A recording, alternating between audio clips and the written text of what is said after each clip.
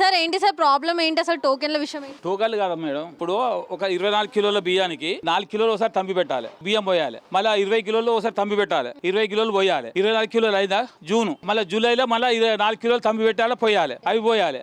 మళ్ళీ 20 కిలోలు తంబి పెట్టి మళ్ళీ పోయాలి, 24 కిలోలు పోయాలి. మళ్ళీ ఇట్లా అన్నిటికీ 2 సార్లు ఇచ్చిండు. 2 సార్లు ఇస్తే నిన్న 5 గంటలు పనిచేసినాం, 4 గంటల షాపు తీసినాం, 9:30 పావు ఒక 10 గంటలకు ఇచ్చినాం. ఇస్తే ఏమైంది, 9 క్వింటాల బియ్యం ఉడిచినాయి. విన్నారా, ముగ్గురం పనిచేసినాం దీన్ని. ఇక్కడ ఈ పిల్లానికి ఇచ్చినందుకు 500 జోకియాలి. ఇది ఇట్లా వచ్చినాం. అందుకని అదే విధంగా ఇక్కడ మీ దాదాపుగా నిన్న ఎల్లగొచ్చేటప్పుడు ఎంతమంది ఉన్నారు, మళ్ళీ 20-30 మంది ఉన్నారు.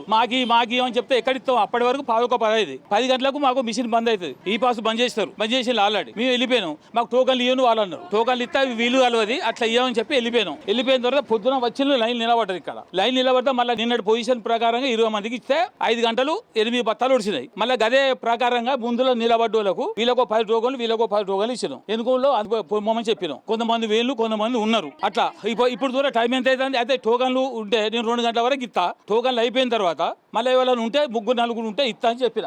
ఈ అబ్బాయికి వీళ్ళందరూ చెప్పినాక కూడా కొంతమంది ఉన్నారు, కొంతమంది వేళ్ళు. ఇది ఇక్కడ పరిస్థితి.